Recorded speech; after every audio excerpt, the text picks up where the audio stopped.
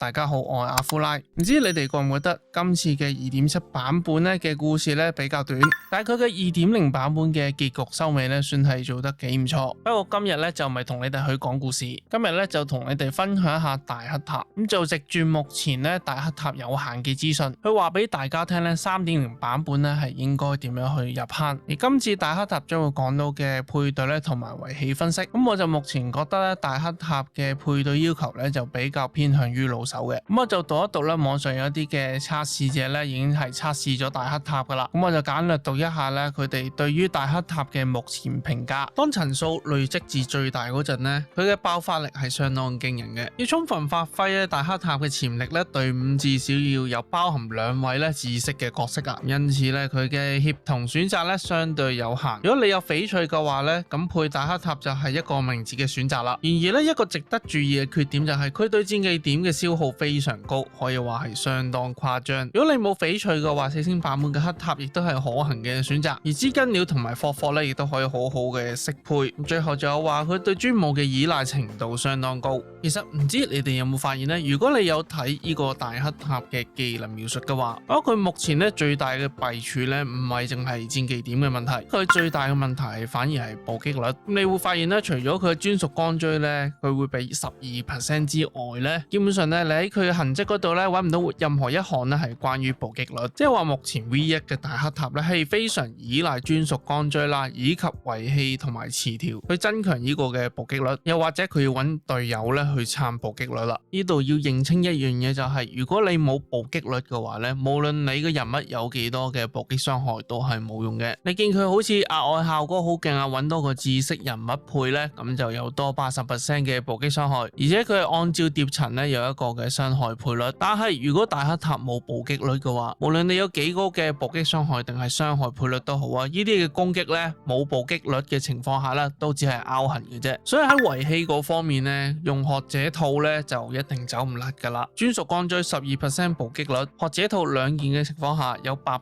嘅暴擊率。咁遺棄嘅內圈咧就有好大機會咧就用出雲啦，因為用大黑塔咧你必須要咧綁一個知識命途嘅人物咧去攞呢個嘅暴擊傷害，咁就可以提高額外多12% 嘅暴擊率。當然你可能會問啊，用呢個嘅次岡尼亞或者繁星競技場得唔得咧？得嘅，都係 OK 嘅。特別係內圈嘅次岡尼亞咧，雖然暴擊率得嗰4% 嘅啫，不過要搭夠40% 嘅暴擊傷害咧，亦都唔見得係一件難事。至於嗰8% 嘅暴擊率，我相信亦都係透過遺棄嘅副詞條咧去解決呢個問題。然後佢亦都可以透過遺棄嘅衣服咧嘅主詞條嘅暴擊率啊32.4% 咧去提高整體嘅暴擊率。如果加晒以上我所講嘅嘢嘅話，呢位大黑塔就可以去到64.4% 嘅暴擊率啦。然後我亦都建議咧喺呢個嘅遺棄嘅副詞條咧，去揾到大概16% 嘅暴擊率出嚟，仲要令到大黑塔嘅暴擊率咧穩定喺80% 或以上。好啦，咁講到呢度，我當你真係有80%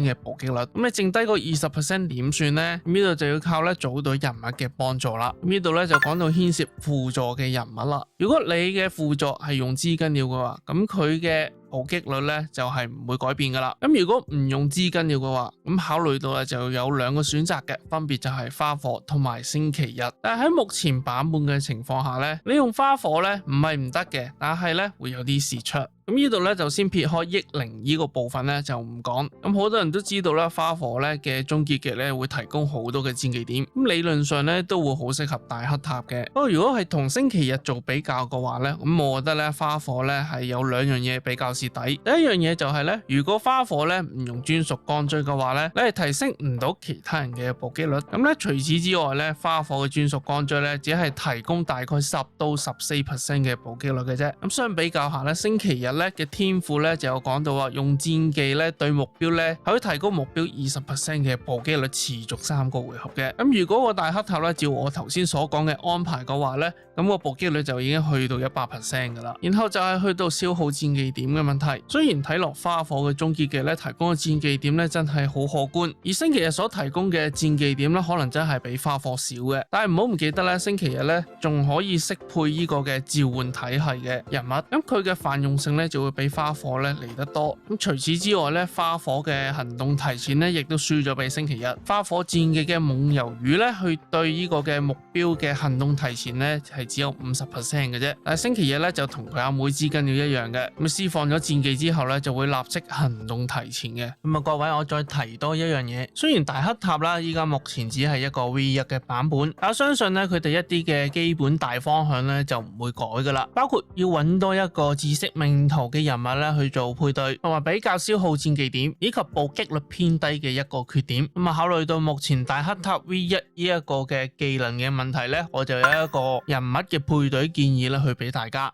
去做一個參考。首先喺配對嚟講比較穩定嘅知識人物咧就非翡翠莫屬啦。我配搭翡翠嘅好處有好多，除咗對指定收債人有速度上嘅提升之外，咁只要咧指定收債人咧去打到8個目標之後咧，翡翠就會發動追加攻擊噶啦。而呢個過程亦都唔需要消耗到戰技點，而翡翠嘅內圈咧係可以保持用呢個嘅刀籃，可以作為一個提升輸出嘅手段。但係外圈嘅遺器嘅話，你就可以用呢個嘅私人套，即係 3.0 版本嘅新遺器啊。我相信新出嘅私人套嘅設計咧係俾未來嘅提補或者下疊咧去用噶啦。而佢嘅套裝效果咧就目前嚟睇咧，我覺得對翡翠都係非常適合。私人套咧喺2件嘅狀況下咧，量子屬性嘅傷害提高10%，而喺4件嘅情況下咧就會令到裝備者嘅速度降低12%。進入戰鬥嗰陣咧，若裝備者速度少於110或者95咧，使裝備者嘅暴擊率就會提高20% 或者40%。呢個效果咧對裝備嘅益靈亦都會生效嘅。咁又係咪好搞笑咧？就係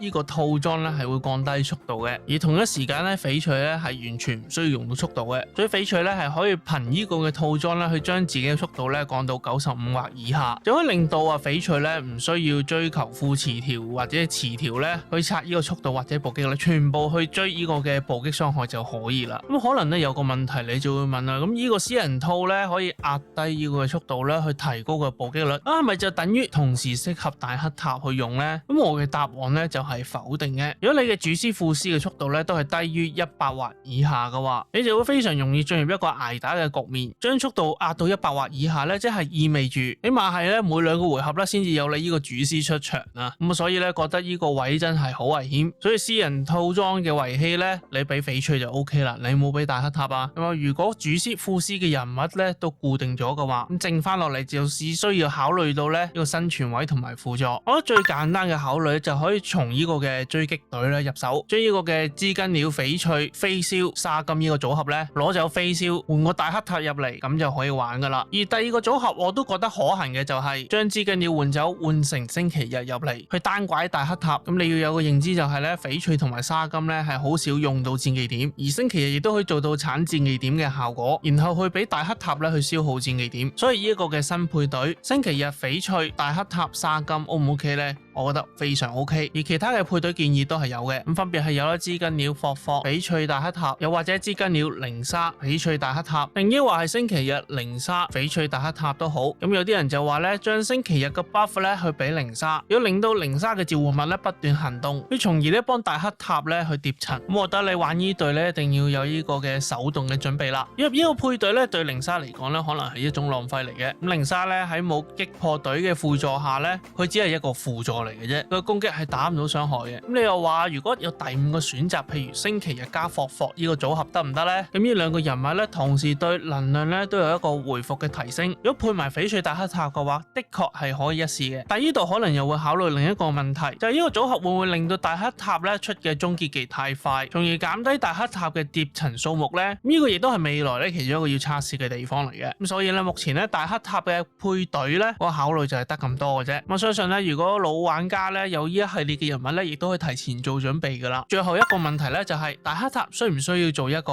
1+1或者2+1嘅方案呢？咁就目前 V1 嘅版本嚟睇咧，咁啊大黑塔嘅一星雲咧，咁就會令到大黑塔嘅強化戰技咧就打得比較痛，而大黑塔嘅2星雲咧，我目前咧就相信係針對 boss 嘅啫。咁我就相信如果要搭呢個嘅解毒嘅層數要搭得高嘅話，咁我就相信目前只有精英怪或者 boss 咧先至可以做到呢個效果嘅啫。不過講到底，始終係 V1，咁大黑塔嘅星雲咧仲係會有未知之數嘅變動，咁所以我覺得大黑塔咧嘅星雲嗰方面，去等到 V3 版本出嚟嗰陣時先至討論都係未遲嘅。而講到大黑塔嘅專屬光追嗰方面，就目前 V1 版本嚟睇咧，除咗係針對暴擊率之外，更重要嘅嗰一部分就係出咗終結技之後咧，可以回復一個戰技點啊，咁從而咧降低大黑塔消耗戰技點嘅壓力啦。咁目前對大黑塔嘅分享咧就係得咁多。好啦，咁中意呢條片嘅朋友就記得撳個 like、留言、訂閱同埋打個鐘仔。我哋下次再見啦。